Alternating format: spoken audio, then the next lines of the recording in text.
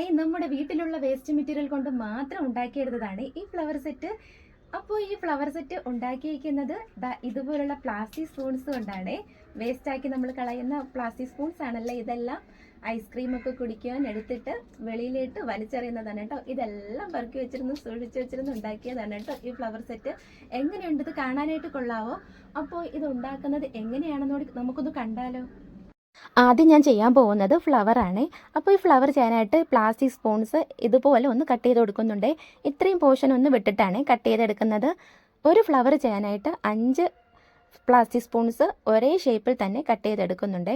ഞാനൊരു 5 സ്പൂണ് ഒന്ന് കട്ട് ചെയ്ത് വെച്ചിട്ടുണ്ട് ഒരു ഫ്ലവർ ചെയ്യാനായിട്ട്.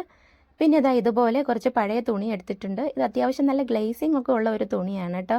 അതും നല്ല മഞ്ഞ കളറിൽ കിട്ടിയിട്ടുണ്ട്. ഇനി ഇതൊരു പഴയ ഷോളും കൂടി എടുത്തിട്ടുണ്ട്. ഫ്ലവർ ചെയ്യാനായിട്ട് ഷോളും കൂടി എടുത്തിട്ടുണ്ട്. ഇനി നമുക്ക് കട്ടി കുറഞ്ഞ ഇതുപോലെ പൂവൊക്കെ ഉണ്ടാക്കുന്ന കമ്പി ഉണ്ടല്ലോ, അതും കൂടി വേണം. ഇനി കുറച്ച് തുണി ഒന്ന് എടുത്തിട്ട് ഇതുപോലെ ഒന്ന് കട്ട് ചെയ്ത് കൊടുത്തിട്ട് നല്ലൊരു മുട്ടിൻ്റെയൊക്കെ ആ ഒരു ഷേപ്പ് ഒന്നാക്കി കൊടുത്തിട്ട് നൂല് കൊണ്ട് നല്ലതുപോലെ ടൈറ്റ് ഇറുക്കി അതൊന്നൊന്ന് കെട്ടി കൊടുക്കാവേ.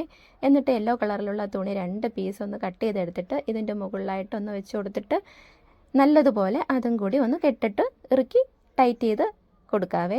എന്നിട്ട് ബാക്കി പോർഷൻ നമുക്ക് കട്ട് ചെയ്യേണ്ട, അത് ലാസ്റ്റ് ഗ്രീൻ ടേപ്പ് കൊണ്ട് കവർ ചെയ്തെടുക്കാം. ഇപ്പോൾ ഇവിടെ ബീഡ് പോലെ ആക്കിയെടുത്തിട്ടുണ്ട്. ഇനി നമ്മുടെ പെറ്റൽസ് എല്ലാം ഒന്ന് ചെയ്തെടുക്കാനായിട്ട് ഷോളിലെ ആ ഷോൾ ഇതുപോലെ 2 ലെയറായിട്ട് ഒന്ന് ഇട്ട് കൊടുക്കുന്നുണ്ട്. എന്നിട്ട് അത് നല്ലതുപോലെ ഒന്ന് വലിച്ചു പിടിച്ചതിന് ശേഷം നൂല് കൊണ്ട് നല്ലതുപോലെ ഇറുക്കി ഒന്ന് കെട്ടിട്ട് കൊടുക്കാവേ. അപ്പോൾ ഇത് ഷോൾ തന്നെ അല്ലാതെ തന്നെ നമുക്ക് നമ്മുടെ പ്ലാസ്റ്റിക് സ്പൂൺസിൽ കളർ ചെയ്തും ചെയ്യാം. അപ്പോൾ തുണി കൊണ്ട് എടുക്കുമ്പോൾ കുറച്ചും കൂടി കാണാൻ നല്ല ലുക്കായിരിക്കും. അപ്പോൾ ഞാനിതാ ഇതുപോലെ നമ്മുടെ ബഡ് നടുക്ക് വരുന്ന രീതിയിൽ ഒന്ന് വെച്ച് കൊടുത്തിട്ട് ഒരു പെറ്റൽ ഇതുപോലെ ഒന്ന് ചുറ്റിച്ച് വെച്ച് കൊടുക്കുന്നുണ്ട്. അടുത്തതും ഇതുപോലെ ഒന്ന് ജോയിൻ്റ് ചെയ്ത് ടൈറ്റ് ചെയ്ത് ഒന്ന് കെട്ടിക്കൊടുക്കാവേ. അപ്പോൾ ഈ ഫ്ലവർ ഉണ്ടാക്കാനായിട്ട് ഗ്ലൂവിൻ്റെ ഒന്നും ഒരാവശ്യവും ഇല്ല കേട്ടോ. ഇപ്പോൾ 4 എണ്ണം ഒന്ന് വെച്ച് കൊടുത്തിട്ടുണ്ട്. ഇനി 5ാമത്തെ ഒരു പെറ്റലും കൂടി ഒന്ന് വെച്ച് കൊടുത്തിട്ട് ടൈറ്റ് ചെയ്ത് കെട്ടിയതിന് ശേഷം നടുക്കായിട്ട് ഇതുപോലെ ഒന്ന് വിടർത്തി കൊടുക്കാവേ. അപ്പോൾ നല്ല ഒരു ഫ്ലവറിൻ്റെ ലുക്ക് അതിന് കിട്ടും കേട്ടോ. കണ്ടോ, പ്ലാസ്റ്റിക് സ്പൂൺസ് കൊണ്ടുണ്ടാക്കിയ ഈ ഫ്ലവർ എങ്ങനെയുണ്ട്? നല്ല ഭംഗിയായിട്ടില്ലേ കാണാൻ? ഇനി നമുക്ക് ഇത് താഴോട്ടുള്ള പോർഷനും കൂടി ഒന്ന് കവർ ചെയ്തെടുക്കാനായിട്ട് ഗ്രീൻ ടേപ്പ് കൊണ്ട് ഇതുപോലെ ഒന്ന് ചുറ്റിച്ചു കൊടുക്കാവേ. ഇപ്പോൾ ഞാൻ ഒരു ഫ്ലവർ ഇത് ചെയ്തെടുത്തിട്ടുണ്ട്.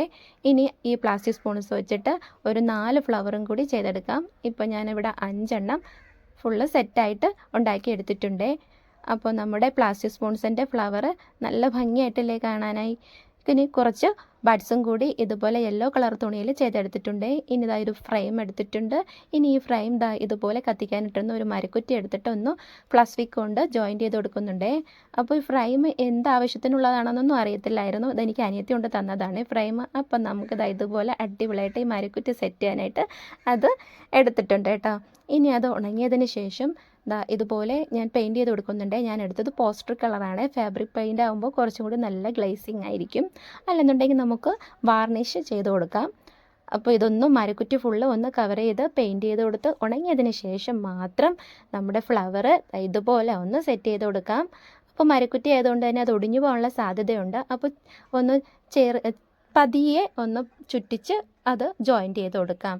അപ്പോൾ ഞാൻ 2 ഫ്ലവർ ഇതുപോലെ ഒന്ന് ഈ മരക്കുറ്റിന്മേൽ ജോയിൻ്റ് ചെയ്ത് കൊടുത്തിട്ടുണ്ട്. ഇനി കുറച്ച് ബീഡ്സ്, നമ്മുടെ ബഡ്സൊക്കെ ചെയ്ത് വെച്ചിരുന്നില്ലേ, ആ ബഡ്സും കൂടി ഒന്ന് ജോയിൻ്റ് ചെയ്ത് കൊടുക്കുന്നുണ്ട്.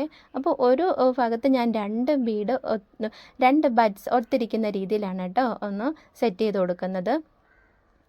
ബാക്കിയുള്ള പോർഷനിലും കൂടി ഇനി 3 ഫ്ലവറും കൂടി ഉണ്ട്. അതും കൂടി ഒന്ന് കവർ ചെയ്ത് അറ്റാച്ച് ചെയ്ത് കൊടുക്കുന്നുണ്ട്. അപ്പോൾ അവിടെ ആയിട്ട് ഇതൊന്ന് ഫ്ലവറും ബഡ്സും കൂടി ഒന്ന് ജോയിൻ്റ് ചെയ്തെടുക്കുമ്പോൾ കാണാൻ നല്ല ഭംഗിയായിരിക്കുമേ. ഇത് ഓർഗാനിക് ഡ്രൈഡ് ലീവ്സാണ്. അതൊന്ന് പെയിൻറ്റ് ചെയ്തെടുത്തതാണ്. നമ്മുടെ ബൊക്കയിലൊക്കെ വരത്തില്ലേ, ആ ലീവ്സ് ഉണങ്ങിയതിന് ശേഷം നല്ല ഗ്രീൻ കളർ കൊണ്ട് പെയിൻറ്റ് ചെയ്തെടുത്തതാണ്. അത് ഉണങ്ങിയതിന് ശേഷം അതും കൂടി ലാസ്റ്റായിട്ടൊന്ന് അറ്റാച്ച് ചെയ്ത് കൊടുത്തിട്ടുണ്ട്. അപ്പോൾ പ്ലാസ്റ്റിക് സ്പൂൺസിൽ കളർ ചെയ്തിട്ട് ചെയ്യുകയാണെന്നുണ്ടെങ്കിലും ഒരു കുഴപ്പമില്ല, നല്ല ഭംഗിയായിരിക്കും. പക്ഷേ അതിൻ്റെ ആ പെയിൻറ്റ് ഉണങ്ങിയതിന് ശേഷം അതൊന്ന് വലിഞ്ഞ് ഇളകി പോകാനുള്ള ചാൻസ് ഉണ്ട്. അപ്പം നമ്മുടെ തുണി കൊണ്ടാണെന്നുണ്ടെങ്കിൽ പെയിൻറ്റിൻ്റെ ആവശ്യമില്ല, കൂടുതൽ നല്ല കാണാൻ നല്ല അട്രാക്റ്റീവായിട്ട് അത് ചെയ്തെടുക്കാനും പറ്റും. കൊണ്ട് തന്നെ നമുക്ക് അടിപൊളിയായിട്ട് റൂം ഡെക്കറേറ്റ് ചെയ്യാനും ഹാൾ ഡെക്കറേറ്റ് ചെയ്യാനും ഒക്കെ സൂപ്പറായിട്ട് ഇതുപോലുള്ള ഐറ്റംസ് ഒക്കെ നമുക്ക് ഉണ്ടാക്കി എടുക്കാവുന്നതേ ഉള്ളൂ. അപ്പോൾ എൻ്റെ ഈ വീഡിയോ നിങ്ങൾക്ക് ഇഷ്ടപ്പെട്ടിട്ടുണ്ടെങ്കിൽ ഉറപ്പായിട്ടും സബ്സ്ക്രൈബ് ചെയ്യാനും ലൈക്ക് ചെയ്യാനും ഷെയർ ചെയ്യാനും കമൻറ്റ് ചെയ്യാനും മറക്കരുതേ.